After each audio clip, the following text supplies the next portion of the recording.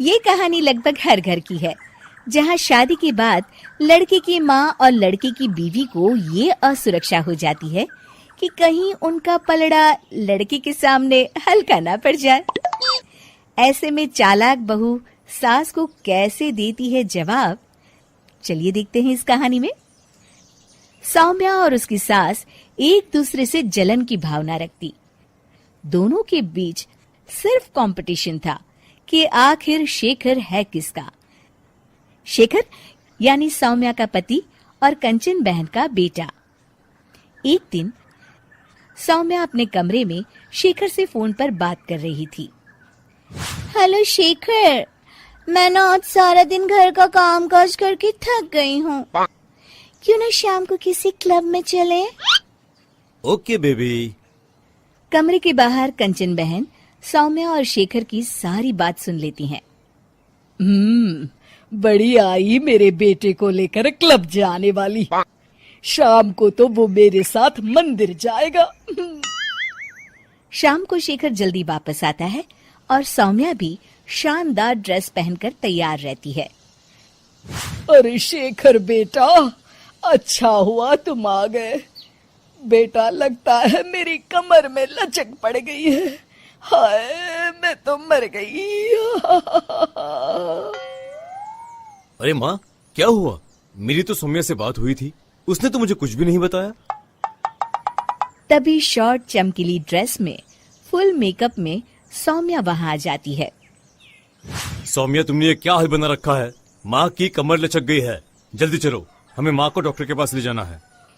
लेकिन माँ अभी कुछ देर पहले तो ठीक थी। हाँ, मैं तो नखरे कर रही हूँ ना। नहीं माँ, सौम्या का ये कहने का मतलब नहीं था। चलो, हम अभी डॉक्टर के पास चलेंगे। सौम्या परेशान सी माँ की तरफ देखती है। शेखर माँ को पकड़कर कार की तरफ ले जाता है कि तभी कंचन सौम्या की ओर देखकर आंख मारती है। कंचन सौम्या की तरफ शरारती हंसी हंसते हुए कहती है, सौम्या बेटा, जरा खाने में कुछ चटपटा बना लेना। मैं शेखर के साथ डॉक्टर के बाद मंदिर जाऊंगी और हमें आने में देर हो जाएगी। शेखर और कंचन जैसे ही कार में बैठने जाते हैं, सौम्या वहां आ जाती है। शेखर, मुझे ना माँ की बहुत चिंता हो रही है। क्यों ना मैं भी आपके साथ चलूं? खाना मैं घर आकर बना लूंगी। वाह सौम्या, तुम कितनी अच्छी हो। तुम्हें माँ का कितना ख्याल है। सौम्या कंचन की ओर देखते हुए, आखिर तुम्हारी माँ मेरी माँ भी तो है। अरे नहीं सौम्या बेटा, तुम परेशान ना हो। अरे माँ नहीं, सौम्या भी आपके ठीक होने तक परेशान ही रहेगी और उसका मन भी काम में नहीं लगेगा। चलो सौम्या, तुम भी साथ चलो। सौम्या पार्टी की ड्रेस में ही शेखर के साथ कार के सामने सीट पर सवार हो जाती है। कंचन रास्ते में कहती है, अरे शेखर, ये तो किसी चमत्कार से कम नहीं। क्या हुआ माँ? बेटा, मेरे कमर की लचक तो मानो गायब ही हो गई। सौम्या तो समझ चुकी होती है, लेकिन वो शेखर के सामने अनजान बन जाती है। माँ, ये तो सच किसी चमत्कार से कम नहीं। आपको तो ईश्वर का शुक्रगुजार होना चाहिए।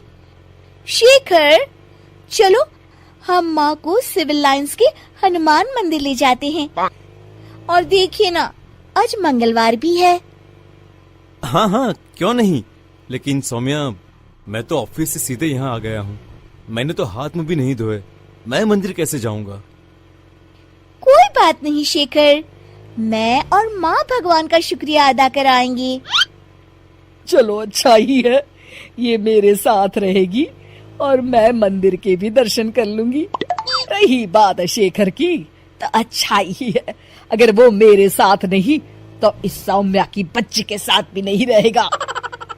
मंदिर के बाहर काफी भीड़ देखकर कंचन और भी खुश हो जाती है। दर्शन करने में कम से कम 2-3 घंटे तो लग ही जाएंगे। माँ, यहाँ पर तो काफी भीड़ है, यहाँ काफी वक्त लगेगा। चलो यहाँ कल आ जाएंगे। नहीं बेटा, मैं यहाँ से हनुमान जी का शुक्रिया अदा किए बिना नहीं जाऊंगी।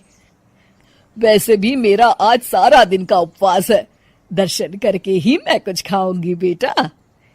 ये कहकर कंचन कार से उतर जाती है और सौम्या से कहती है, चलो सौम्या, दर्शन कर आए। माँ, मैं तो आपको बताना ही भूल गई, मैं ऐसे कपड़ों में मंदिर कैसे जा सकती हूँ? अरे सौम्या, मैंने तो ध्यान ही नहीं दिया। ये कपड़े तो काफी छोटे हैं, मंदिर में पहनकर जाना ठीक नहीं रहेगा।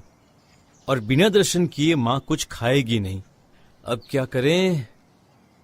अरे करना क्या है, माँ दर्शन कर ले, हम यही कार में माँ का इंतजार करेंगे। माँ, आप मंदिर में दर्शन करें, तब तक मैं और सौम्या पास के होटल से कुछ खाकर आते हैं।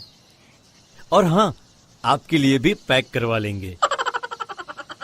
फिर क्या था, निराश चेहरा लिए कंचन मंदिर चली जाती है।